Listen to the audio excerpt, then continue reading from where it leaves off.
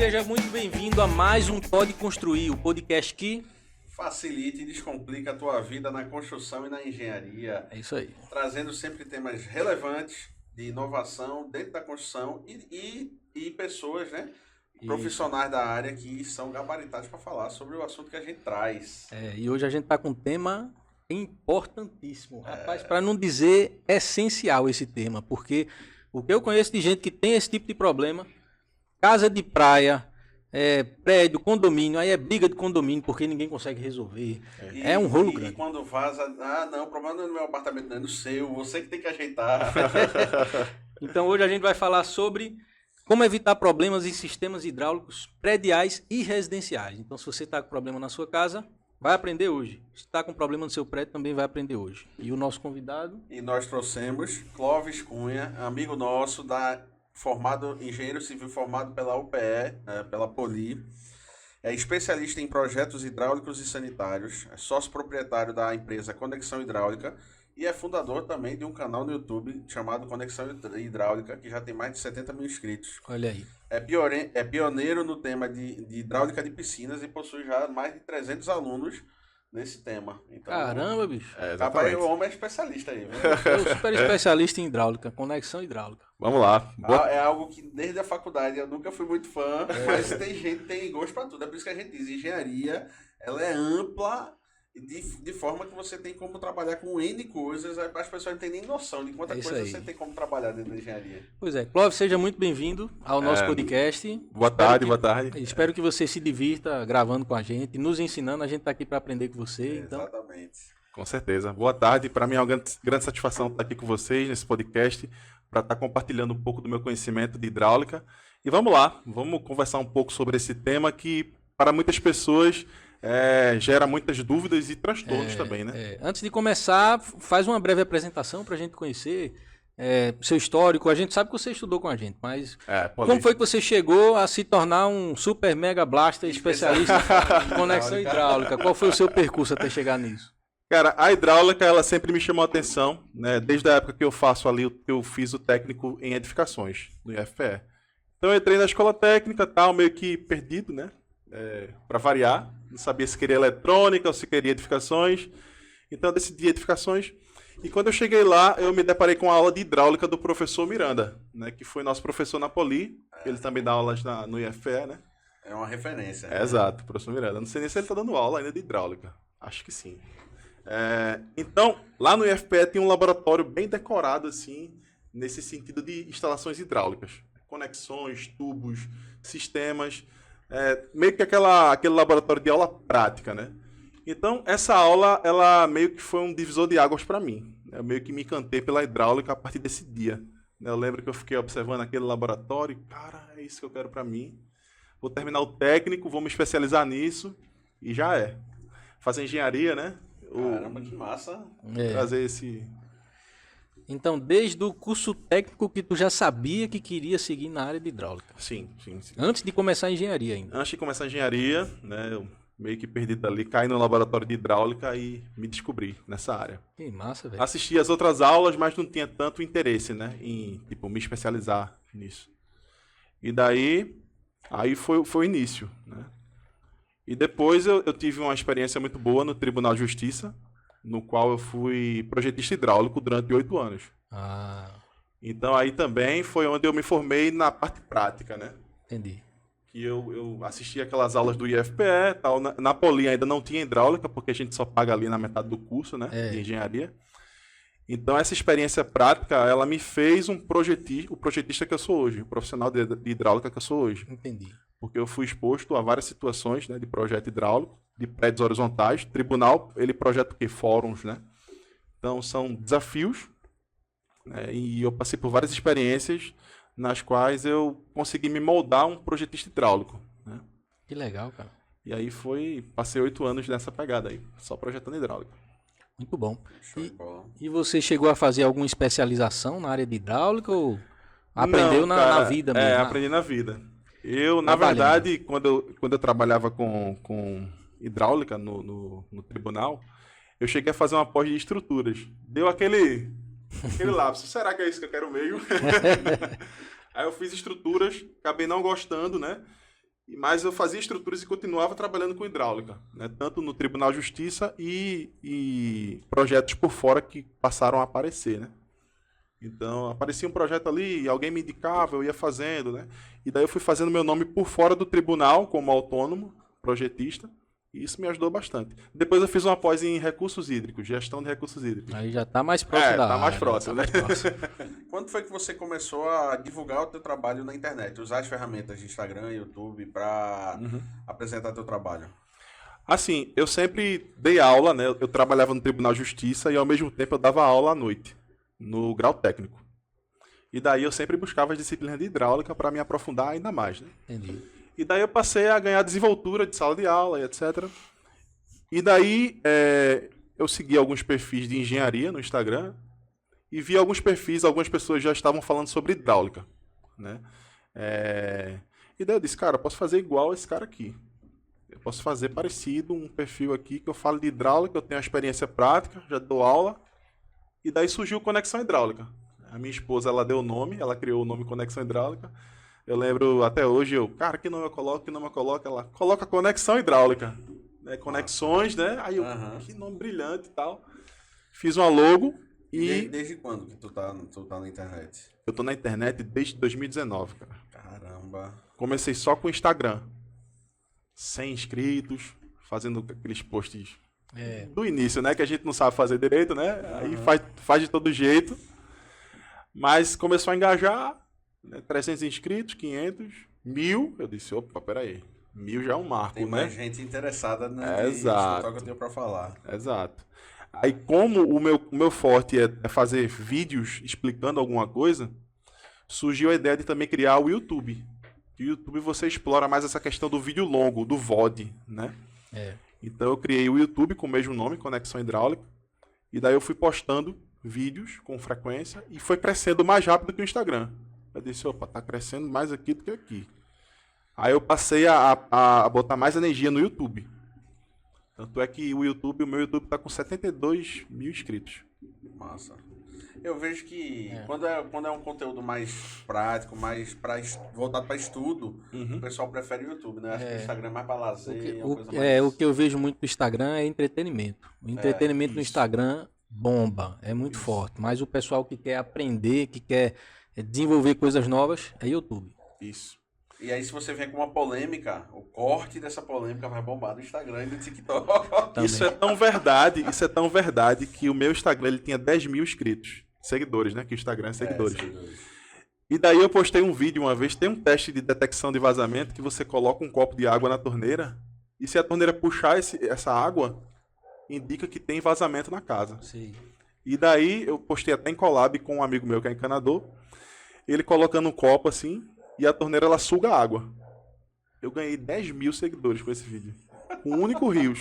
Foram 13 milhões de visualizações. Caramba. Porque era algo meio que cômico. A torneira tá bebendo água. Entendi. A torneira tá com sede. A galera não viu o Virou sentido uma comédia, técnico. né? Virou uma comédia. Se tu tivesse feito esse vídeo falando de comédia, rindo, alguma coisa, ia bombar mais Ia ainda. bombar mais ainda. Cara, meu Instagram ele dobrou de seguidores por causa disso. Pois é. Então é muito... Bom, mas me Lepo. diz aí, por que é tão importante cuidar dos sistemas hidráulicos? E se quiser contextualizar o que é um sistema hidráulico, do que a gente está falando, também fica à vontade. E você que é o especialista da gente hoje. Tá. A gente tá aqui para aprender hoje. Então, o saudoso Roberto de Carvalho Júnior, que é um professor, escritor de livros, acho que vocês conhecem. Ele escreveu várias obras sobre hidráulico sanitário. Né? Ele traz aí, em um dos livros dele, uma estatística de que 75% das patologias em edificações são provenientes de sistemas hidráulicos mal projetados ou mal executados. 75% das patologias. Então, é um entupimento, é um vazamento, é uma solda mal feita que solta, o cara começa a pagar uma conta de água alta e não sabe o porquê. É falta de cuidado na execução, por exemplo. É um mau cheiro num ralo, falha de projeto. E dentre outras patologias. Então é uma estatística muito alta, né? Tem um estudo, inclusive, que mostra que quanto antes você pensar na manutenção, mais barata ela fica, né? Então, se você pensar no projeto, Isso. é mais barato do que pensar na obra, que é mais barato do que pensar no uso. Sim. E diz que a proporção são 5 vezes. Então, se você vai gastar, por exemplo, se você vai gastar R$ 1 hoje no projeto, você gastaria 5 na obra e 25 no uso para Sim. fazer o implemento daquela solução. Sim. Pois é. É realmente impressionante. Então aí também já puxa o gancho da importância de pensar no projeto. Exato. Eu escutei de um engenheiro uma vez, fazendo uma casa de alto padrão. Senão às vezes eu não deixo nem meu cliente, não precisa nem fazer um projeto hidráulico, porque muda tanto na obra que termina que ele jogou dinheiro fora. Aí eu botei a mão na cabeça, acredito que você disse uma coisa dessa. Você é engenheiro, sou engenheiro. Se você disse uma coisa dessa, ele disse uma coisa dessa. Cara, Eu fiquei sem acreditar. nunca entregue uma residência de alto padrão na mão do encanador, cara. Possa ser que você encontre um encanador, né, e eu conheço encanadores que conhecem a norma e que são capazes de executar até sem o projeto uma coisa perfeita. Eu conheço encanadores que têm esse conhecimento. Mas a maioria não tem. Então, se você entrega uma casa de alto padrão que tem sistema de água quente, tem uma piscina com sistema hidráulico diferenciado, tem pressurização, fatalmente vai acontecer algum tipo de patologia que você vai carregar ali pela vida toda. Né? Pela vida toda não, né? Porque você vai identificar o erro e fazer... Eventualmente você vai resolver, né? Mas se for, tipo, embaixo de um concreto, alguma coisa do tipo, um esgoto mal feito, você vai ter o mau cheiro para sempre. A não ser que você quebre o porcelanato e refaça a instalação. E aí o custo vai lá para essa altura, né? Exato. Dá um resumão aí para a gente entender, e principalmente para quem é leigo e não sabe. O que é que compõe um sistema hidráulico, as conexões e as principais diferenças entre o residencial e o predial, por exemplo? O sistema hidráulico de uma residência ou edificação, basicamente, né, ele se resume a água fria, água quente, quando tem, esgoto e pluvial. Então são 4 sistemas principais. Mas a maioria das residências mais simples só apresenta ali 3 sistemas principais: água fria, esgoto e água pluvial. Vamos se resumir a esses para a gente facilitar o entendimento. E a mais simples, não tem nem o pluvial. A água cai direto no... É o telhado jogando para um dos lados. Então o sistema de esgoto, por exemplo, ele é composto pelos tubos que conduzem um efluente, ok, que é o esgoto propriamente, para fora da edificação, e o sistema de ventilação. Eu trouxe aqui, deixa eu ilustrar aqui. Aí é bom. Trouxe aqui uma caixa sifonada, para a gente pensar aqui o sistema de esgoto. Assim fica fácil de entender. Então aqui eu trouxe, vamos supor que isso aqui seja parte do sistema de esgoto, tá? Ele é muito mais complexo, tem o vaso sanitário, tem o lavatório, mas aqui é uma parte importante na qual eu vou mostrar para vocês o sistema que conduz o efluente para fora da casa e o sistema de ventilação, tá bom? Então aqui nós temos uma caixa sifonada, tá? Aqui eu tenho um joelhinho, e esse joelhinho ele vai formar o fecho hídrico. O fecho hídrico, ele é uma água que fica dentro da caixa sifonada ou do sifão, que vai impedir que os gases da rede primária de esgoto eles atravessem para dentro do ambiente. Então essa barreira hídrica ela vai impedir que esses gases passem para o ambiente e provoquem e vai evitar o mau cheiro. Exato. Então esse joelhinho aqui dentro do ralo, muitas pessoas retiram aqui. Para aumentar a vazão, para aumentar a eficiência, até em obra mesmo a gente vê isso. O encanador retirando. Se você for fazer inspeção, né, de entrega de apartamento, várias vezes eu já peguei isso aqui. Perdeu a função, né? Exato. Ele vai ser um ralo que vai ter passagem de gases odoríferos da rede primária de esgoto, e aí dentro do ambiente vai ter aquele cheiro de esgoto, e o cara às vezes fica sem saber o que é quando vê isso aqui. Às vezes o cara tá com um fedor no banheiro e é só colocar um negocinho desse aí que resolve. Exato. Aí ele chama o encanador, não, isso aqui, meu amigo, é uma confusão. Aí fizeram errado, não fizeram a ventilação direito. Exato. Algumas dessas peças aqui, desses desconectores, eles têm um plugzinho aqui também. Esse anel de borracha também é bom verificar às vezes, fazer manutenção preventiva, né? Para ver se está vedando direitinho. Então, voltando à questão do sistema de esgoto, de uma forma simplificada. Digamos que eu tenho aqui uma caixa sifonada e aqui eu tenho um chuveiro. Tá? Essa água ela precisa ir embora da edificação. É uma água servida. Ok? Então é esgoto. Até aí, beleza. Todo mundo tem essa ideia intuitiva de esgoto, de que são tubulações que devem conduzir o efluente para fora da residência ou da edificação. Sendo que, o que é que a gente encontra de patologia que alguns profissionais negligenciam. Até engenheiros mesmo. Até obras de alto padrão, de edifícios. Eu já peguei projetos de construtoras grandes para fazer auditoria. E o que é que eles negligenciam em alguns casos? A ausência do sistema de ventilação. O sistema de ventilação nada mais é do que você criar uma passagem para a atmosfera. Então isso aqui caracteriza o sistema de ventilação. Porque o ar não vai poder voltar pro ralo, né? Então ele tem que sair para algum lugar, né? Exato.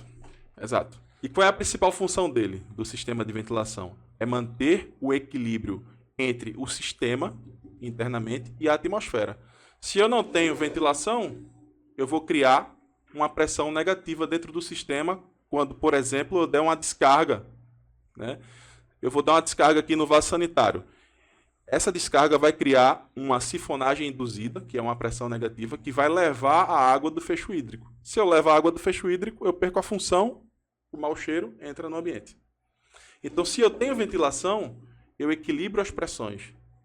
Então, eu não tenho esse problema da sifonagem induzida, da autossifonagem, que são fenômenos que carregam essa água do fecho hídrico. E a gente sempre pensou que a ventilação era para o gás ir embora. Ir embora, né? Nada a ver, pô. Para equilibrar a pressão. Tem muito mais a função de equilíbrio de pressão. Então, tem toda uma forma de fazer. Tem a norma ANBR 8160, de 1999.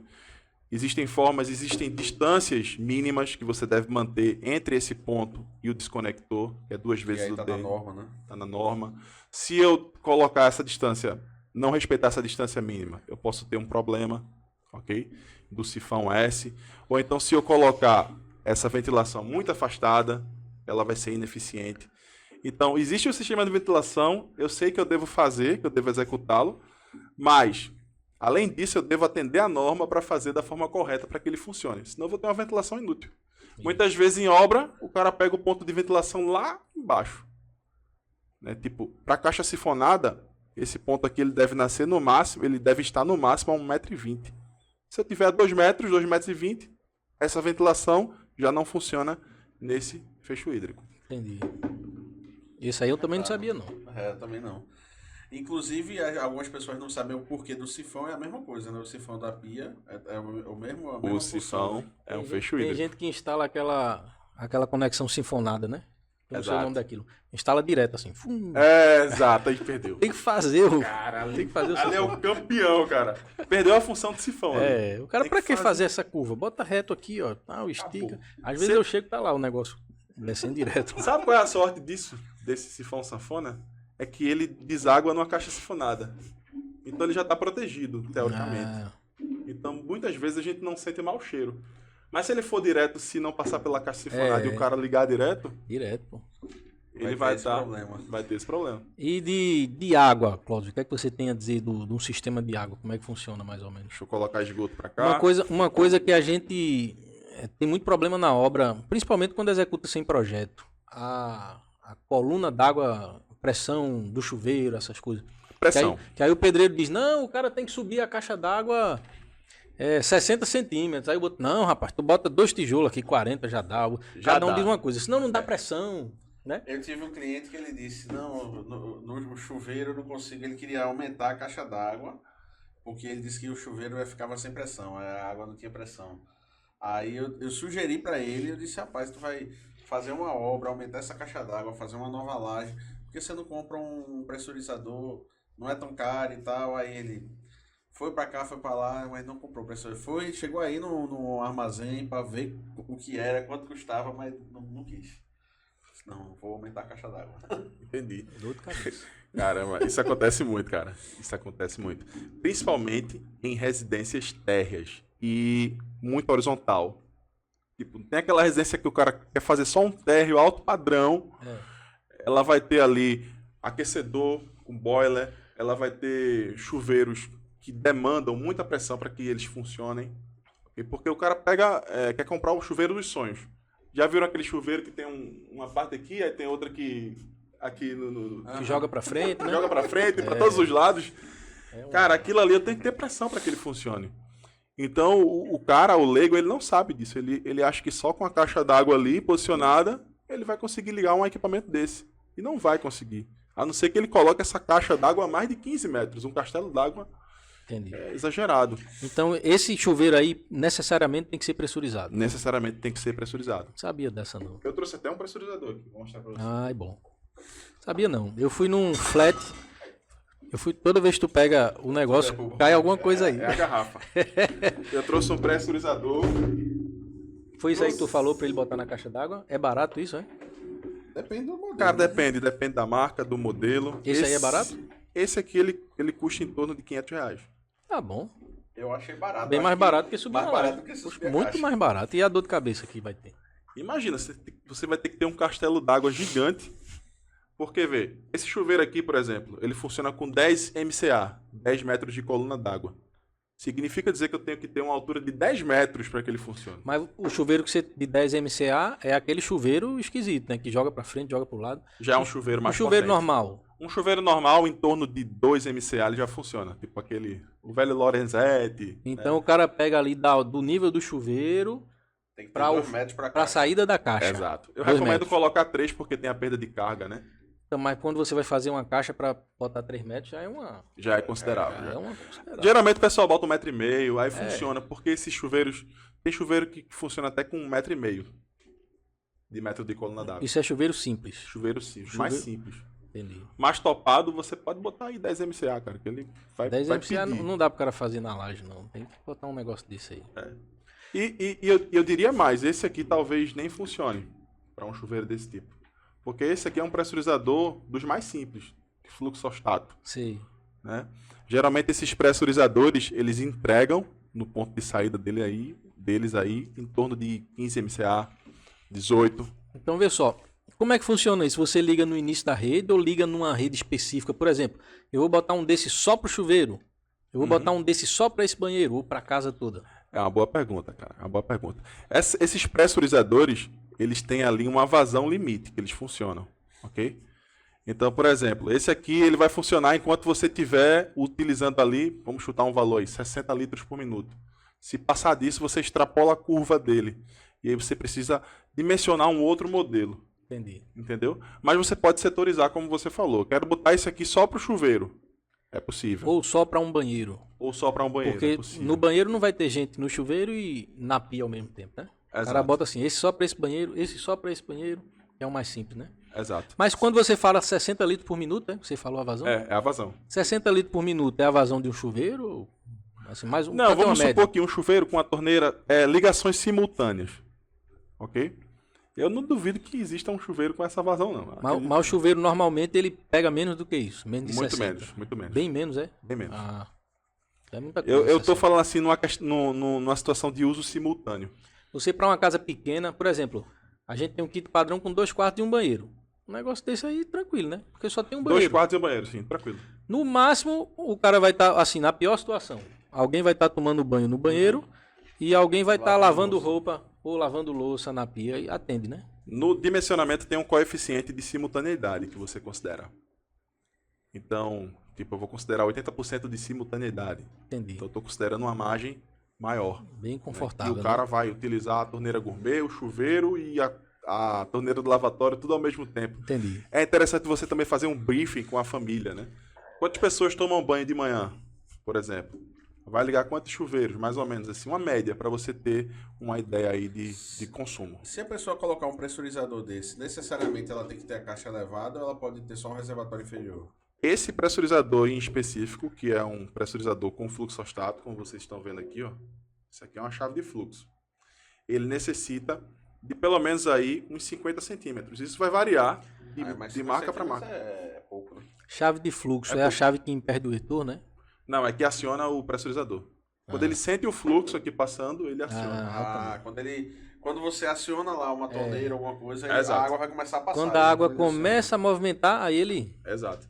turbina. Esse pressurizador em específico, que é o de fluxo, ele tem que ter aqui um mínimo de distância entre o fundo da caixa d'água e ele, para ter ali uma coluna d'água, para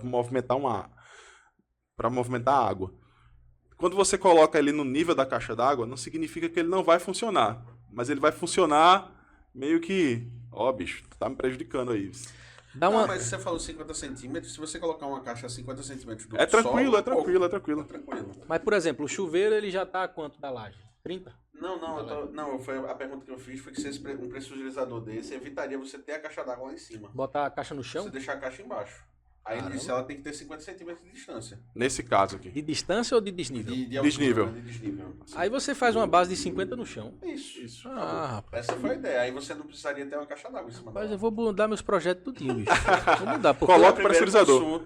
Consulta o especialista. você vai mudar meus projetos tudinho. Cara, pressurizador é vida, cara. Porque esse negócio de botar caixa em cima da laje, rapaz, isso é uma dor de cabeça. É uma meu dor de amigo. cabeça grande. O cara reforça a estrutura todinha, eu podendo fazer uma estrutura bem simples, faço um negócio bem reforçado, porque o cara quer botar 1000 litros lá em cima. Exato. Quando Pressurizador. é 1000 é bom, né? A gente quer botar 2, 3, 5. Geralmente é 2 de 1000. E quer botar escondendo no telhado. É né? lógico, e vai ficar vendo, é feio, né? Aí você detonou a pressão Eu do... me apaixonei por esse negócio aí. Eu acho que eu vou comprar um pra deixar lá na minha escrivaninha. Existem outros tipos, tá? Também. Você pode falar. Outros tipos maiores, né? Mais potentes também, né? Com outro tipo de funcionamento. Existem os pressurizadores com fluxostato, que são esses. Com pressostato. Quando ele sente a queda de pressão, ele aciona um pressostato, tipo bomba de incêndio. E existem os mais modernos com inversor de frequência. Que aí você consegue setar a pressão, tipo, eu quero 10 MCA aqui, eu consigo controlar isso. Eu quero subir um pouquinho mais, consigo controlar. Esses aqui não, eles soltam a pressão de fábrica. A padrão. Esses Massa. de inversor de frequência e com pressostato, eles podem ser instalados no nível da caixa d'água. Ou até acima aqui, assim. Fazendo assim. Caramba. E quanto é o valor de um equipamento desse? O de inversor de frequência, ele custa em torno de 1.800 reais. Ainda tá melhor do que levar a laje. É isso que eu ia falar, que ainda Tá não melhor. é caro. É o top do top, né? Existem pressurizadores da Rova, por exemplo, que estão na casa dos 5.000 reais. Existe um tal de EasyBox também, que é 12.000 reais. Então são pressurizadores premium, com inversor de frequência e com outras propriedades que funcionalidades, né? Entendi. fabricação europeia e tudo mais. Né? Bem, inclusive é isso que eu ia falar, né? Porque tem. Nos Estados Unidos, por exemplo, o pessoal não usa caixa d'água, né? Sistema pressurizado. Na Europa também, existem vários países que não tem. Exato. A ideia de caixa d'água, num dos países que mais tem recurso hídrico, que é o Brasil, a gente precisa de caixa d'água. Mas toda vez que eu pegar um projeto agora, eu vou dizer, jogue na mão de Clóvis aí, que eu não vou fazer caixa. Pode mandar, Eu cara. não vou fazer torre de caixa pra ninguém, não, bicho. Vamos botar isso aí agora, todo lugar. Inclusive, o pressurizador também pode ser utilizado para reserva técnica de incêndio, né? Pressurizador para reserva técnica de incêndio seria ali o caso da bomba jockey, eu acredito, que tem essa função de fazer uma repressurização do sistema quando tem uma queda, né, que é uma queda não tão significativa, aí a bomba jockey ela entra para dar uma recuperada na pressão. Então eu acredito que esse seja o caso. Entendi. Não sou muito bom de incêndio não, mas Não se acredito. preocupe não. Bacana. Vamos avançar agora. Vamos agora começar a ir Vamos pra começar a falar de os bronca. problemas, né? Vamos falar de bronca agora. vamos A embora. gente veio para falar de bronca aqui agora. Vamos lá.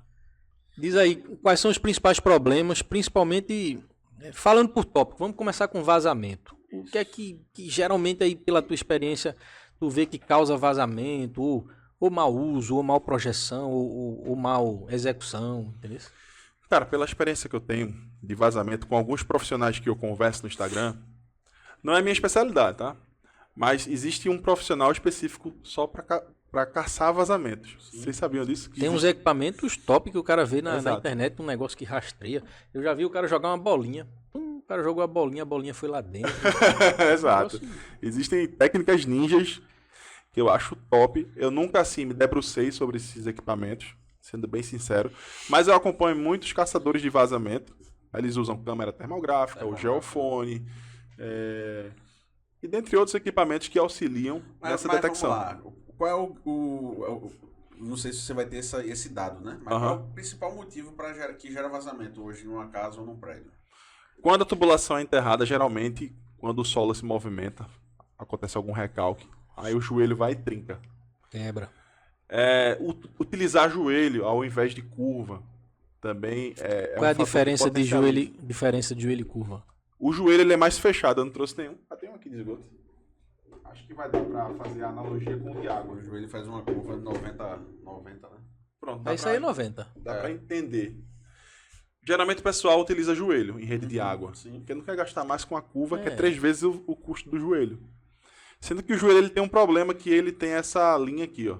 O de água é até mais evidente essa construção. Ah, E geralmente, quando tem um recalque de solo, por exemplo, como eu falei para vocês, ou alta pressão da rede pública também provoca vazamento. É muito comum ali pelo Sudeste, né? A concessionária entregar 60 MCA, 80, tem casos até de 100 MCA. A norma, ela restringe a pressões abaixo de 40 MCA, para vocês terem uma ideia. O PVC marrom, ele rompe em 75 MCA. caramba. Então, se ele rompe em 75 MCA e a concessionária está mandando 80, ele vai romper. Então, é uma das principais causas também, é a pressão excessiva da rede pública. Ou recalque de solo. Ok? Entendi. Então ele racha. Ele racha exatamente aqui, ó. Ele, por exemplo, você tá com o joelho lá. Aí Aham. ele tem essa movimentação aqui, abrindo. Exato. Aí dá uma rachadura aqui e começa a vazar. A curva, ela vai... A curva ela é o que? Longa, É feita de uma vez só. ela é mais flexível. Ela tem uma construção única e sólida. Então, a probabilidade dela romper é menor. Agora, se tipo, o cara tá recebendo uma pressão de 100 MCA, ela vai romper também. Entendi. Porque o PVC marrom rompe em 75. Então, na junta ali, com a tubulação, fatalmente isso vai acontecer. Então, às vezes, o cara tá lá desesperado, pagando 3 mil conto de conta d'água, e não sabe o que é. Quando vê um vazamento, e a causa é a pressão excessiva da rede pública. Como é que a gente corrige? Coloca uma válvula redutora de pressão. Logo Na na entrada entrada. lá no hidrômetro. Você regula a pressão. Então, um dos primeiros diagnósticos do caçador de vazamento é identificar qual é a pressão que está chegando naquela residência. Se tiver excessiva, ele já mata o motivo que está causando o possível vazamento. Quer dizer que se o morador ele abrir a torneira e ele identificar que a pressão está muito forte, Aham. ele já tem que tomar uma atitude para testar isso aí e Isso. ver se está acima do que Isso. a rede suporta, né? Eu não sabia Isso. disso, não. É porque aqui em Recife, eu acho que o mais comum é a água chegar sem pressão. É o Exato, aqui em Recife é bronca. Tanto que eu já vi vários casos de pessoas que instalaram uma bomba logo depois do hidrômetro, porque quando a água chegava sem pressão, ele ligava a bomba. É muito e aí, comum. aí, inclusive, bombeava a água da rua, não deixava o vizinho sem água para chegar a água Mas na casa eu, dele. mas eu já fui em Recife, não, já fui em lugar no interior que a pressão era absurda, velho. Absurda. Tanto que pra gente fazer a obra, a gente fazia um engate de tipo uma mangueira provisória para fazer a obra. Uhum. E com frequência aquilo soltava.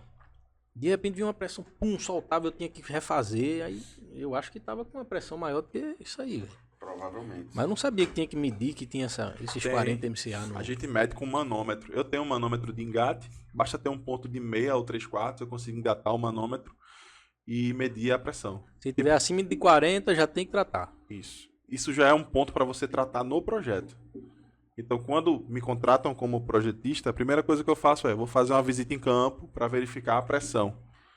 Porque eu faço todo um projeto e eu tenho uma pressão alta chegando, eu vou estar projetando uma bomba pro cara. Agora me diz, quantos projetistas hidráulicos que tu contratou fez isso? Tô por aqui, conhece meu Instagram já, né? Meu contato já tem. Comigo nunca fizeram. Eu não Não, sabia não. nem que isso existia. Tem que fazer uma medição prévia, todo um cuidado, um brief inicial também. É a mesma coisa da sondagem, né? O cara que é calculista vai dimensionar a estrutura, o cara vai querer a sondagem, a medição do terreno. Aham, Você vai querer a pressão que entra. exato. É lógico. E uma coisa para projetar na parte de esgoto, né? Se você for projetar fosso sumidouro, você vai precisar também do teste de absorção do solo, né? Exato. Sempre. Que tem gente que também não faz. Aí cai na prefeitura, no setor do licenciamento, não passa. Porque não tem o teste de absorção, não tem a memória de cálculo. Então o cara não vai estar com a obra licenciada, só se for clandestino, sumidouro clandestino. Mas falando aí, não tem nada a ver com o que a gente ia falar agora, mas já que entrou nesse tema. Biodigestor. O que é que você tem a dizer do biodigestor? Cara, Essa é uma boa pergunta. Eu sou doido Aham. pelo biodigestor, mas eu nunca vi assim um técnico especialista falando. Cara, Você comparando com o tradicional fossa sumidouro e um biodigestor. aham. O biodigestor, quando a gente pega o catálogo técnico dele, a gente acha que é uma solução milagrosa. É uma ET, né? É isso que eu Botar acho. isso aqui e acabou-se. Acabou meu problema. Essa é a ideia inicial que as pessoas têm. Sendo que o E biodigestor... os vendedores vendem assim também. Vendem essa ideia. Meu chefe doidinho, bora botar biodigestor em tudo aqui na prefeitura. Aí calma, chefe, vamos dimensionar, vamos ver o que é que tem que colocar a mais. Porque o biodigestor nada mais é do que uma fossa séptica com um filtro anaeróbio integrado. É como se fosse um produto duplo. Fossa e filtro no mesmo produto.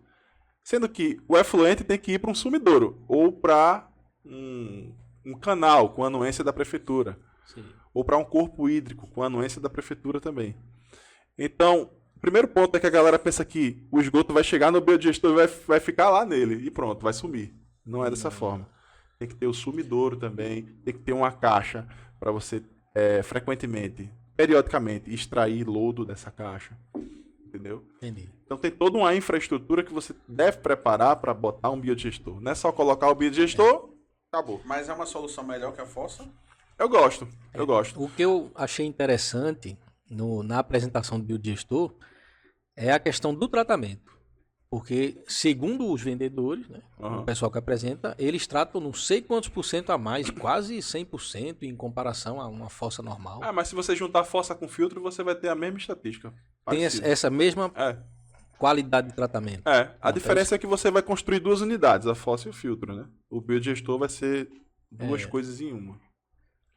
A diferença é essa. Aí você tem que ter o sumidouro para descartar o líquido, tem que ter a caixa, aí você tem que fazer a caixa do lodo. Isso. Então, e tem que ler o manual, instruir o cara que vai periodicamente remover esse lodo.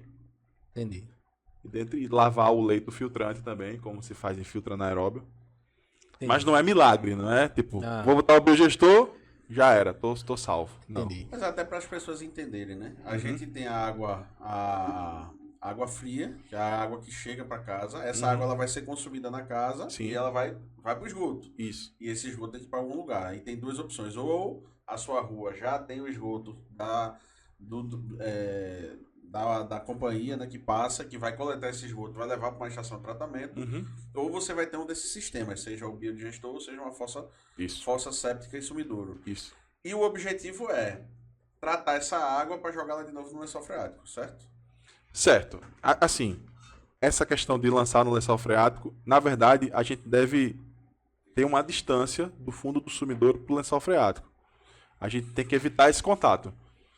Então, quanto mais você tratar, tipo, fossa para o sumidouro é um tratamento. Fossa, filtro, sumidouro já é um tratamento mais refinado. Fossa, filtro, sumidouro, clorador. Quer dizer, desculpa.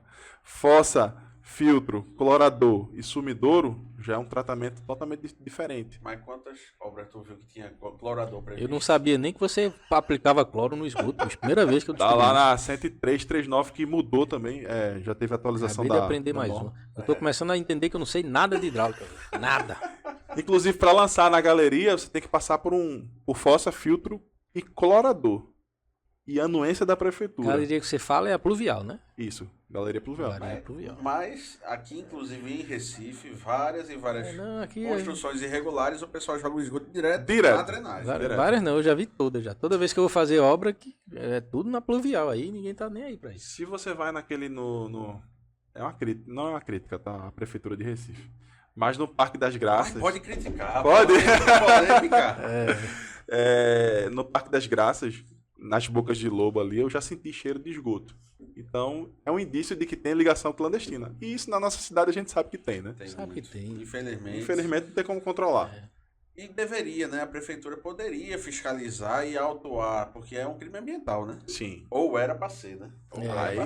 Fazer concurso para aumentar o efetivo aí. No Brasil você tem o crime ambiental, que é um crime de alto potencial, mas em alguns casos tão simples, o descaso é grande. Exato. Porque as pessoas não sabem mais. A água da chuva coletada, a drenagem, ela vai direto para os canais e para os rios. E essa água do rio é que vai vir pra gente, né? Depois de tratar, mas vai vir pra gente. E as pessoas não têm essa noção. Eu vejo que falta muita educação para mostrar, inclusive, né? De não jogar o lixinho ali na rua, de não jogar o esgoto na rua, porque essa água vai voltar para você. Sim. E a galera não enxerga. Galera não tem essa noção, infelizmente. Clóvis, vamos avançar. Vamos lá. Não dá o horário da gente, a gente não termina. Já falamos de vazamento, que é um problema grande, e agora vamos falar de entupimento. Entupimento. Principais problemas de entupimento. Principais causas, como prevenir, como resolver. Principal problema de entupimento, eu vou citar uma das causas, tá? Seria a falha de projeto também, muito comum. A questão da mudança de direção na horizontal do sistema de esgoto.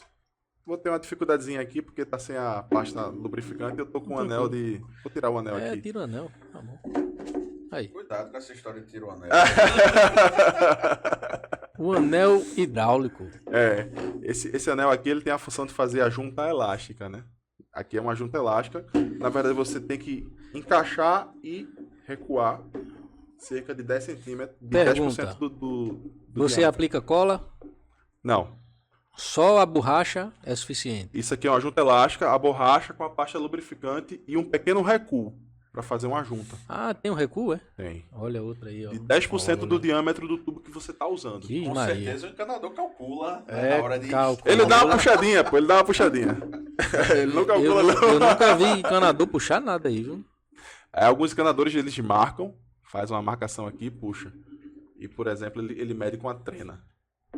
Que é bem Ele preciso, tem essas que é medidas bem na cabeça. precisa, a trena que é bem precisa. Geralmente o cara faz pá e pronto, né? É isso que eu vejo. É isso aí. Tá pronto, doutor? Mas é porque isso aqui dilata, né, com o calor, né? Então eu tenho que ter uma junta elástica, de fato, para não provocar... Sem cola. E se eu botar cola? Aí lá. Aí não tem junta, aí não tem junta. Aí Em acabou alguns... de ferrar não tudo. tem junta, não vai ter junta, não vai ter absorção da dilatação. Mas existem casos, tipo sifão de peças, que o pessoal está utilizando muito para resolver a questão da lavanderia. O cara cria um sifão embutido na parede, aquele sifão ele deve ser colado, porque esse pessoal que está fazendo isso, né, são os experts. Ah, é? É uma galera aí da hidráulica que se diz expert. Os super ninjas da hidráulica. Eles se denominam, né? E na verdade sabem muito de hidráulica, sim. Estão inventando uma norma nova. E aí eles trouxeram essa questão de criar peças se baseando aí na questão de sifões americanos, né? Que são sifões rígidos e que de fato são colados, essas peças, para você imitar uma peça que não tem aqui no Brasil. Então, nesse caso, beleza. Sim. Mas assim, quando tiver o anel, você tem que fazer a junta elástica. Aqui eu vou colocar uma luva simples, ó. Então aqui eu uso cola. Beleza? Então no esgoto eu uso tanto a cola, a solda. Faz a bolsa. Não inventa não. Aí não pode. Inventa não, rapaz. E na verdade a gente chama cola, né? Mas é a soldagem a frio, né? Que é todo um processo, usa a solução preparadora, depois o adesivo. Então, no esgoto eu tenho a soldagem a frio em um lado. Aqui eu tenho que colocar uma luva simples para continuar com o tubo. O tubo ele não encaixa aqui, por exemplo. Uhum. Mas quando eu tiver essa virola aqui, eu tenho que usar o anel e a pasta lubrificante e recuar um pouco para fazer a junta. Mas voltando para o entupimento... Vamos lá, é muita coisa, né? O entupimento, a norma diz, a NBR 8160, que as mudanças de direção na horizontal em sistemas de esgoto devem ser executadas a 45 graus. Mas a gente vê, é muito frequente a gente ver essas mudanças de direção sendo executadas a 90 graus. Então isso aqui... 45 teria que ser usar a curva, no caso, né? Ou não? O joelho 45 ou a curva 45. Tá. Pode ser. Mas o que é muito comum a gente ver, o que é muito comum de se ver em obras, é essa mudança de direção a 90 graus.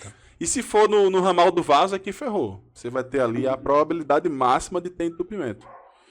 Então, existem outras regras da NBR 8160 de mudança de direção, da vertical para a horizontal, que o pessoal não respeita, coloca as peças de todo jeito, como se estivesse montando um Lego, sem obedecer às regras, e aí cria-se um traçado não normativo, com a probabilidade altíssima de ocorrer o problema de entupimento. Então o que você está dizendo é que a maioria dos casos de entupimento é falha no projeto, projeto e execução, porque às vezes o cara projeta certo e o outro executa errado, né? Agora veja que bola de neve. Vamos supor que vocês sejam uma dupla de encanadores. Vocês recebem Mário e Luigi. Mário e Luigi. Luigi e Mário. Eu sou Mário. Aí vocês recebem um projeto hidráulico de um engenheiro com CREA. Vocês vão achar que o projeto tá o quê? Tá certo. Tá certo, né? Claro. Foi um engenheiro que projetou. Então o engenheiro, se ele projeta errado, em desacordo com a norma, que é a obrigação dele saber a norma para projetar, ele vai estar transferindo o conhecimento errado para o encanador, que vai achar que está certo, que vai transmitir para outras gerações de encanadores um erro que gera um problema crônico, generalizado. Então esses erros, às vezes o encanador ele executa isso há anos, achando que está correto. Inclusive, o Conexão Hidráulica tá aí para ajudar o pessoal a aprender do jeito certo, né? Exato. Conexão Segue aí, hidráulica. @conexão_hidráulica. Todos os encanadores seguindo conexão hidráulica, para ficar Vamos lá, espertinho. Para não fazer Pra fazer como minha mãe fala, ficar sabido. Pra ficar sabido. Então, Bom, um problema generalizado, cara, que vai... entupimento em geral, então falha no projeto e ou falha na execução. Exato.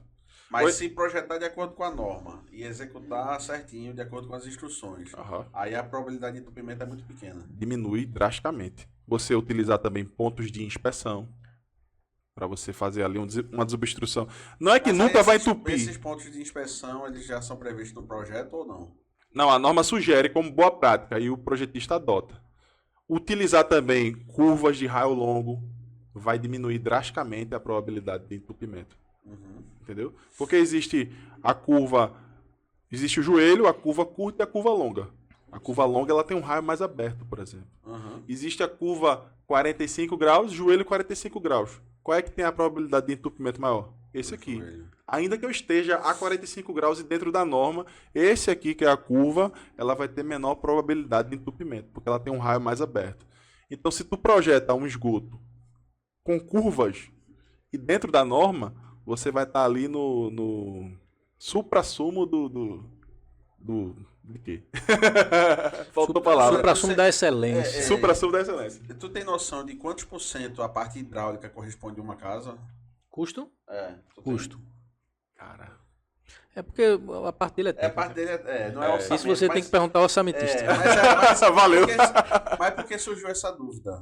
Na verdade, eu vejo muito a planilha orçamentária, é muito pequeno o percentual. É. 10%, né? É menos, É menos, é chega menos. a ser 3 a 5%. É. Então, deixa 10% no... O custo chega a ser 3 a 5%, só queria dar certeza do especialista. Mas em orçamento não passa disso. Só que às vezes as pessoas querem economizar usando material de segunda ou trocando a curva por um joelho por conta de centavos. Sim, Porque o joelho é 50 centavos, a curva é R$1. sim. Eu estou economizando 50%, mas 50% de tão pouco e não sabe o prejuízo que vai ter depois, né? Exato. E, tipo, a questão do ponto de inspeção. Você não prevê o ponto de inspeção. É algo bem preocupante também. Porque, às vezes, acontece um entupimento e o cara não tem por onde desobstruir. Tem a caixa de inspeção, né? Ponto de inspeção que você fala é na rede externa, fora da casa. Você pode, por exemplo, um exemplo de ponto de inspeção. Imagine que você está lá na sua pia, você abre aquela portinha e está lá o sifão. Um ponto com um cap exposto que No você sifão. possa retirar Ah, acima do sifão, geralmente, para colocar uma snake ou algum Entendi. desentupidor. entendi. E também tem as caixas de inspeção, né? As caixas de inspeção são fora. Na São rede. fora, são Naquela pontos, rede, na rede maior. são caixas que você abre a tampa para desobstruir o esgoto. É.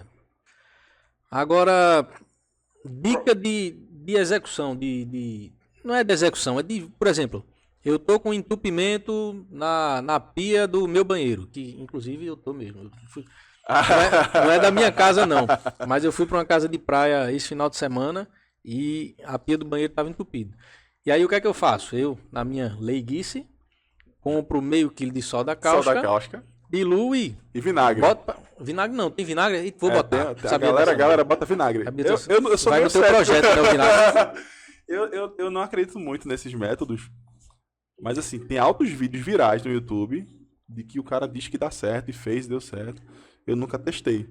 Eu sou mais a favor dos métodos convencionais e mecânicos. Por exemplo, existe um desentupidor portátil, manual inclusive, que você coloca aquele arame, né, com uma ponta específica, uma mola, e vai descaindo, né? Tipo, quando a gente empina pipa, né? Aqui em Recife chama descai, né?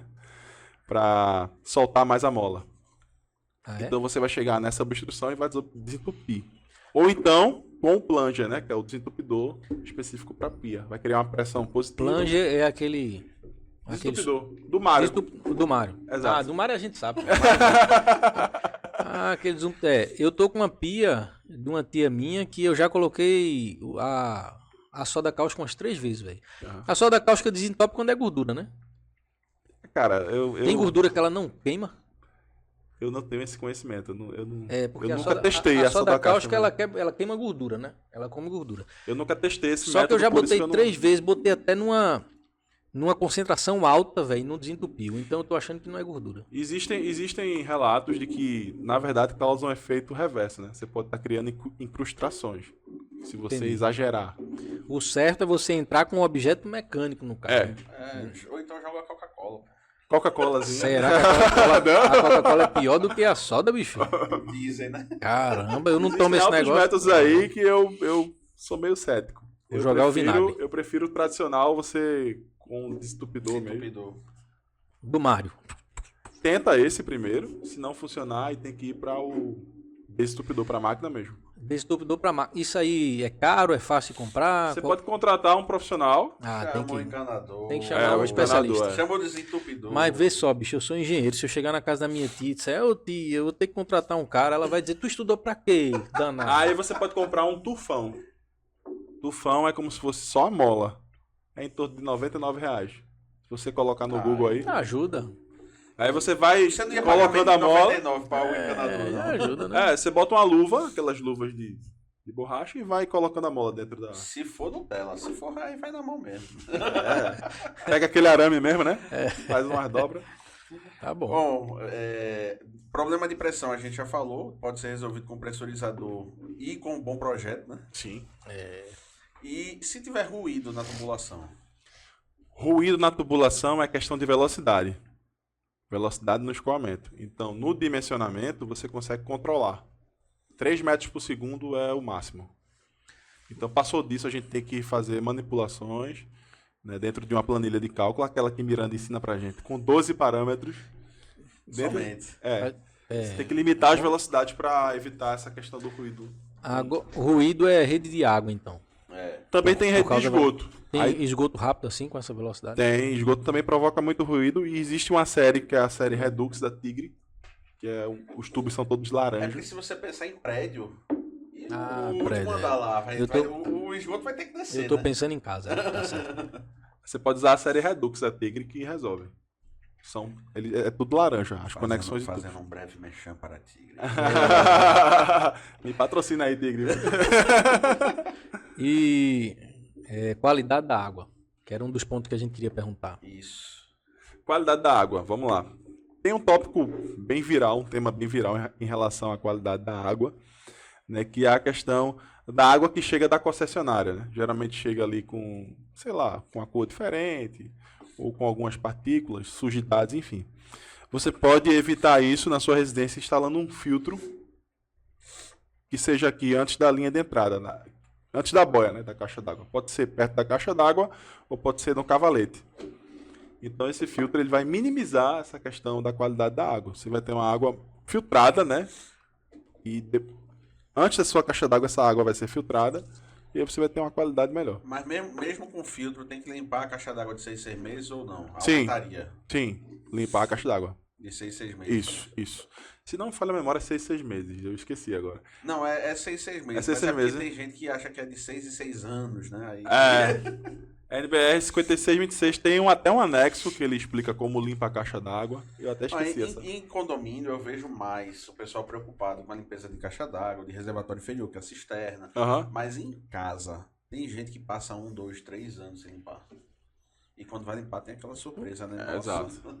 Tem gente que passa a vida toda sem limpar. 6 meses é um bom período. Você chama ali o encanador, né, ele... Agora falando de, vamos supor, a gente teve problema, eu tô lá.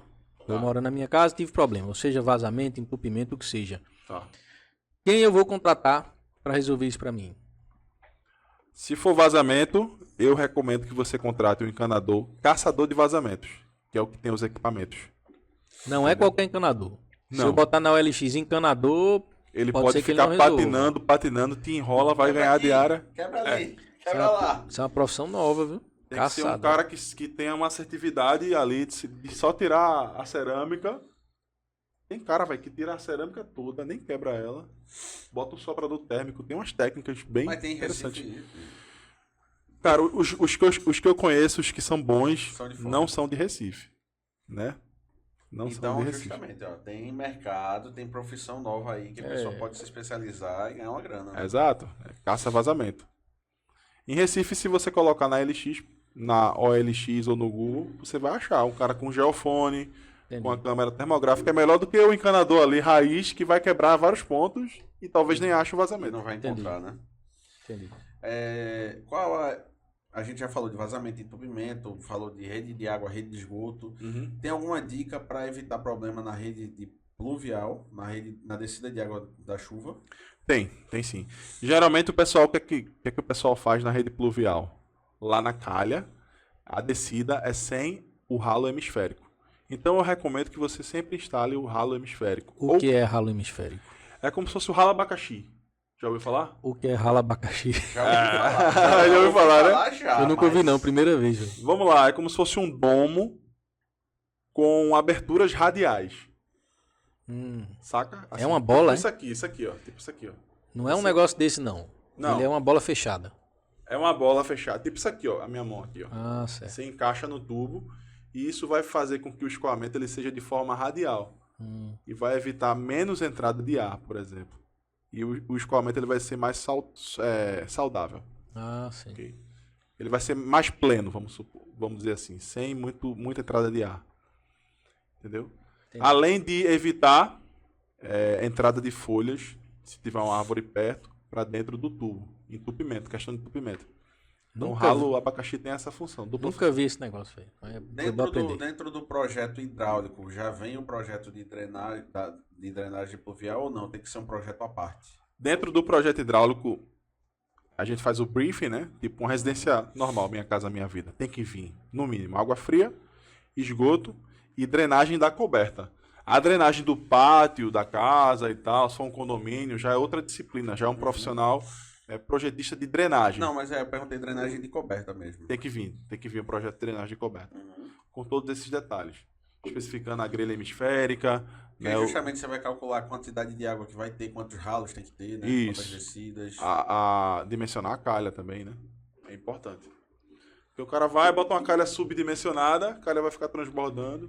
Né? Eu vi um projeto arquitetônico que não mostrava coberta, então deu a entender que seria uma laje impermeabilizada, mas a parte de cima tinha tipo 10 centímetros. Eu acho que menos do que a laje, né? Aí eu fiquei olhando pro projeto e olhando pro cliente e... Tá, mas qual é a solução qual é a solução dessa coberta? Porque mesmo que você for impermeabilizar a laje, você vai ter que ter uma declividade de 1%. Sim. Você vai ter que ter ponto de ralo. Você vai ter que ter uma mínima platibanda aí. Não dá para ficar dentro desses 10 centímetros. E o que a gente vê muito na prática é que tem muita gente que esquece. Sim. Questão de drenar laje impermeabilizada é bem difícil, cara. Geralmente vai ficar algum ponto ali de empoçamento. Então o cara tem que trabalhar bem a questão da inclinação do piso e o máximo de ralo que tu conseguir colocar, você coloca. Porque geralmente a gente tem ali questão de empoçamento e às vezes a impermeabilização nem segura. Você vai ter ali a questão de... A maioria dos sistemas de impermeabilização, ele não pode ter água estagnada, né? Não pode ter água parada. Bateu, escoou pro ralo. E aí uma pergunta importante ainda dentro de pluvial, a drenagem, a descida dela no entreforro. Tu vê muito problema nisso, não? Não entendi essa pergunta. Quando você desce da laje ali, você abre você fez um ralo no meio da casa. Certo. Então você vai ter que descer ali. Só que sim. No meio da casa, você vai ter que descer entre o forro e a laje. Entendi, entre forro. Entendi. Então, você vai desviar esse ramal pluvial e vai encontrar um ponto de apoio para descer, tipo um pilar. Mas você não vê muito problema nisso. Tu tá falando por causa do desnível, é? Não, porque imagina que uma laje grande você vai ter que ter vários pontos de descida, né? Não dá para você ter uma queda só e uma calha. Você talvez tenha que ter vários ralos. E aí, justamente, né? A minha preocupação só se você tiver vazamento, seu forro vai por água abaixo, né? Então, mas isso aí já é certo. Cara, assim, eu não gosto muito quando tem esses trechos longos. Tipo, o ralo tá aqui, eu preciso ir lá para baixo para pegar um pilar. Eu já fico assim meio tenso, né? O cara vai ter que suportar bem aquele tubo, vai ter que fazer ancorar ele bem, né? Uma junta elástica diferenciada. Você evita recuando. esse tipo de estrutura, né? A gente evita sempre descer direto. Eu tenho esse pilar aqui, já vou botar um ralo ali, já vou descer o tubo direto. Então, trechos longos, eu particularmente não gosto muito. Mas tem solução, funciona. É tipo, às vezes é inevitável, tipo, em supermercado, por exemplo. É o que mais a gente vê. Uhum. Trechos longuíssimos, horizontais, e aí não tem o que fazer. Só o cara vai ter que caprichar na execução para não ter, por exemplo, problema de soltar o joelho do tubo. Enfim. Questão de suportar, né, com abraçadeiras também. Outra pergunta importante. Você como projetista, você acha que o projetista, durante a execução da obra, ele tem que vistoriar a obra ou é dispensável? Depende do acordo que for feito. Geralmente, quando o cara ele quer a minha presença, por exemplo. Eu faço muito hidráulica de piscinas. Né? Então, tem um cara que constrói Airbnb lá em Carneiros. Então, eu quero o projeto, mas eu vou querer no mínimo 2 visitas aqui na obra. Aí a gente acerta um valor à parte. Né? Porque eu vou me deslocar, né? Combustível. Não, mas a pergunta é, tu acha imprescindível essa visita para dar uma Eu acho importante um contato direto com o projetista. Legal. Imprescindível, assim, diria que... Vai depender muito de quem está executando, né? Exato. A capacidade técnica de quem está executando. Exato. Mas assim, se o cara quiser uma segurança a mais, aí ele pode acertar para o projetista fazer umas visitas. Aproveitar que a gente falou de piscina, vamos falar de piscina. A gente não falou nada de piscina. Vamos falar de piscina. Eu tenho até um presente para vocês. Opa, é uma piscina? Eu tenho até lugar para botar. Eu tô até com uma piscina verde lá para tratar. Deixa eu ver se eu descubro aqui como é que é. É um livro que a gente escreveu. Opa, eu e meu sócio, né? Na verdade, ele escreveu esse livro, eu ilustrei. Guia de projeto, piscinas com borda infinita. Exato. Que massa. O engenheiro Gustavo Rodrigues, ele é meu sócio. E aí a gente fez um guia para projetar piscinas com borda infinita, que é uma das maiores dificuldades do pessoal. É difícil, Massa. É difícil. Assim, agora não é se mais. você controlar a técnica Agora não é mais. e projetar certinho, não se torna difícil, não. Olha aí. Parabéns, cara. Parabéns e obrigado aí pela lembrança. Valeu. Vai ficar de enfeite aqui pro nosso podcast. Obrigado. Piscinas com borda infinita. Muito bom. Eu tô com uma piscina verde. Clóvis Cunha. Foi feito tratamento, foi aplicado o cloro, enfim. Lá em Catuama, na praia de Catuama. E o pessoal fala que a água de lá, ela já tem cor. Aí tem gente que fala que é por causa dos coqueiros, enfim, não importa. O que importa é que a água já vem do poço com cor, meio amarela. E eles fazem o tratamento, não conseguem deixar a piscina transparente, com uma cara bonita. Tem alguma dica? Cara, assim, geralmente quando a piscina tá verde, é questão de formação de alga. Então o piscineiro, o tratador de piscina, né? Ele usa ali um produto chamado algicida. Algicida. É tipo um anti-alga, sabe? Então ele vai dispersar esse produto e aí essas algas elas vão morrer, vão deixar de existir, a água vai deixar de ficar verde. Não é muito minha área, tratamento de piscina. Eu vi um pessoal na internet jogando sal. Um monte de sal na piscina e tal. Mas... Pra simular o mar, né? O cara tá com saudade do mar. Depois ele aspira. Sim. Mas ele mas tinha algum sentido, assim, parece que substituiu o cloro em algum momento ali do tratamento. Também não entendo muito. Sim. Só entendo de usar. Essa questão do sal que o pessoal joga é para gerar o cloro automaticamente através de um equipamento chamado gerador de cloro. Legal. Então eu tenho como deixar na minha casa de máquinas uma mini usina de cloro. E esse cloro, através do sal que é disperso na piscina, ele será gerado automaticamente. Então, existe uma uma forma de minimizar a manutenção que você vai ter, né? Exato. Você não vai precisar ficar jogando cloro na piscina. Entendeu? Esse equipamento já vai gerar para você automaticamente. E tipo, a água não fica com gosto de salgado, porque a concentração é muito baixa.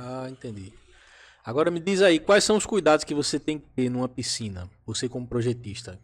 Que tipo de detalhe, de filtro, de nível, sucção e tal? Uma das questões que eu levanto muito a bandeira e bato muito de frente com isso é que a maioria do pessoal que constrói piscina, não estou dizendo que são todos, mas uma grande maioria, eles constroem fora da norma.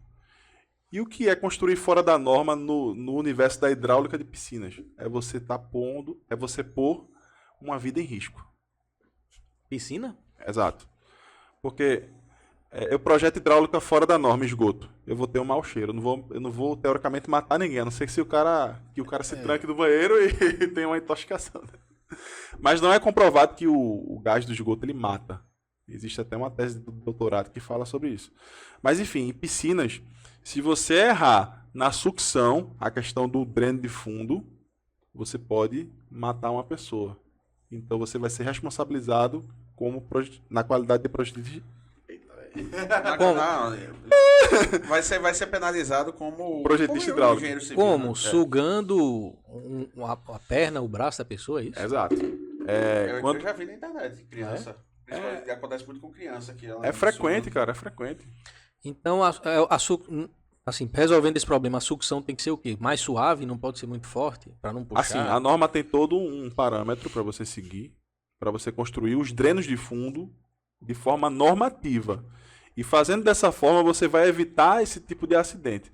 E o que é que você deve prestar atenção quando você for construir um dreno de fundo dentro de uma piscina?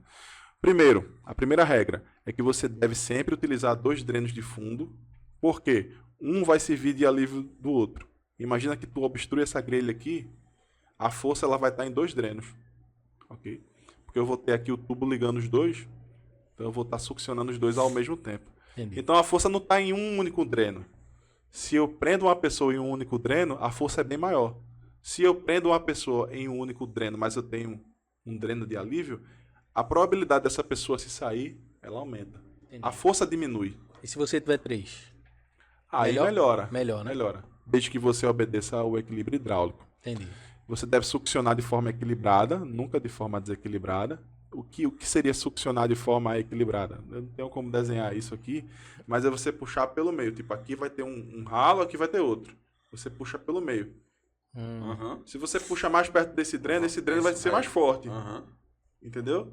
Então a força de alívio do outro diminui. Entendi. Além de um detalhe construtivo que a gente chama de nicho normativo, que é nunca e em hipótese alguma o tubo que vai estar ali no dreno de fundo, ele deve encostar ou chegar muito próximo da grelha. Ele deve ter uma distância. Então a gente faz um pocete de segurança para colocar a grelha do dreno de fundo. Além de ter que colocar grelhas anti-aprisionamento. Então, uma série de cuidados normativos que a maioria das piscinas que são construídas não atendem. Pelo fato de não conhecerem a norma, a NBR 10339, pelo fato de não ter um projeto hidráulico de piscinas. Tem gente que não faz nem projeto estrutural de piscina. Exato. Agora, E mata muita gente isso aí, cara. eu não sabia. Mata rodo. Aí o cara, sei lá, o pessoal tá tomando banho, aí bota o braço, aí puxa o braço, aí morre, é? Não. Vai morrer afogado, né? Tipo, vamos supor, tu vai Porque lá nadar, embaixo, né? Fica Lá embaixo. preso lá. tu vai dar um mergulho, por exemplo. Aí tu mergulha de peito. Aí a piscina tá toda fora da norma com um único dreno. Toda a força concentrada nesse dreno. Aí pega teu peito e fica preso aqui nesse Ele dreno. puxa. Ele puxa, Você nem funciona, encostou o né? peito, você passou perto, ele puxa Ele você. puxa. Aí segura, você não consegue sair. Não consegue. Aí morre afogado. Morre afogado. Ah, agora eu Cabelo também. Cabelo é mais frequente, né? Mulher, por exemplo, ou o cara cabeludo. entendi. Caramba, é perigoso mesmo. Agora, geralmente nas piscinas que eu frequentei, o ralo era na lateral, na parede. Também É é isso. comum, mas tem a mesma função. E se não obedecer à norma, ele vai provocar acidente da mesma forma. Qual é a diferença da sucção no fundo e a sucção lateral? Alguns tipos de piscina, como a piscina de fibra, ela não pode ter o dreno no fundo, porque vai fragilizar ali aquele ponto, né, da fibra de vidro. Então você se coloca na piscina de fibra o ralo na lateral. Ou piscinas de concreto, o cara optou por colocar na lateral, sem problemas. Também. O risco é o mesmo. O risco vai ser o mesmo, se for construído fora da norma. Se você colocar o ralo da piscina na parede, você deve obedecer todos os parâmetros de segurança da norma. Nicho normativo, grelha anti-aprisionamento, sucção equilibrada, Entendi. no mínimo 2 drenos de fundo e espaçados de 1,5 m. Eu não posso ter... Porque você talvez esteja pensando em você, mas você pensa uma criança de 8 anos, É. que é pequena e muito leve. Aí ela mergulha, mesmo que seja da parede, se ele puxar ela pode ficar presa ali. Não sai. Ah, o cara pensa... Exato. Exatamente. Ah, o cara pensa, eu vou botar 2 drenos de fundo. Tô dentro da norma, eles devem ser espaçados de no mínimo 1,5 m. Porque, por exemplo, se eu colocar a 80 centímetros os dois, eu me obstruir aqui com as minhas costas, a probabilidade de eu obstruir a panturrilha aqui, ela aumenta, porque eles estão muito próximos. É, isso é verdade. Então eu afasto. Entendi. Então, a NBR 10339, a gente está fazendo aí uma campanha, sempre que eu posso eu faço stories sobre isso, né, para a gente levantar essa bandeira da questão da piscina segura, para diminuir essa questão de óbitos. Eu não sabia não, velho, que morria tanta gente. por Mês causa disso, passado não. morreu uma menina no Ceará, no resort. É frequente. Se Resort? você coloca... Resort, né? Resort. Que o cara deveria ter um projeto de Não alto tem, nível, cara. né? As piscinas de parque aquático são as piores em questão de hidráulica. De resort. São as piores. Eu sempre analiso a hidráulica quando eu entro numa piscina assim. Então a questão... Mas analisa e posta ou só analisa? Eu posto também. Eu só não tá exponho, certo. né? Mas eu posto. Eu posto também. Então a gente tá meio que nessa campanha da piscina segura, né? A gente tem o treinamento hidráulica de piscinas projetista. Como eu falei, são 300 alunos, são mais 300 alunos. A gente frequentemente abre vagas para esse treinamento. E dentro desse treinamento a gente ensina do zero, a pessoa vai aprender do zero até desenvolver o projeto total. Dimensionamento, lançamento das tubulações, a questão da segurança. Então o cara ele vai se tornar um projetista ali que vai entregar um produto que não vai matar ninguém, que vai estar dentro da norma e que vai ser funcional. Até para quem é executor também é bom fazer um treinamento disso. Né? Mesmo que o cara não queira projetar, mas o cara vai faz e entender, né? entende. Tem muitos, a gente tem Quando muitos. ele pegar o projeto, ele vai dizer, isso aqui não tá legal, Exato. velho, vamos melhorar. A gente tem muito lojista, muito executor, muito encanador que faz o treinamento só para entender a dinâmica da construção ali da hidráulica.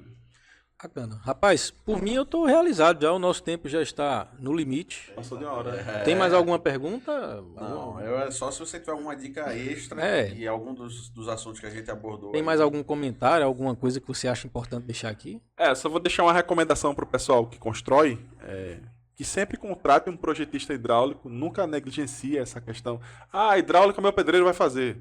Cara, não faz isso, principalmente se você estiver aí construindo alto padrão, até a sua residência mais simples também. Sempre procure a ajuda de um profissional, projetista hidráulico, para que tudo saia dentro do controle. Para que você tenha ali uma casa funcional, sem patologia. Sem ruído, sem vazamento, sem entupimento, Exato. sem perda de carga, sem falta de pressão. Exato. O projetista hidráulico ele vai resolver tudo isso. Bacana. Clóvis, obrigado, meu irmão, pela sua visita aí. Seja muito bem-vindo. E a gente tem que marcar um podcast só de piscina. Porque o cara lá. entende, tem até. Entende. Vamos marcar um só de borda infinita, velho. Porque tem muita coisa pra gente conversar sobre isso. Com certeza. Espero Cara, que você tenha gostado aí. gostei bastante. Para mim foi muito gratificante trocar essa ideia com vocês, compartilhar um pouco do meu conhecimento. E espero uma outra oportunidade aí, com certeza eu virei. Não, É isso com aí. certeza.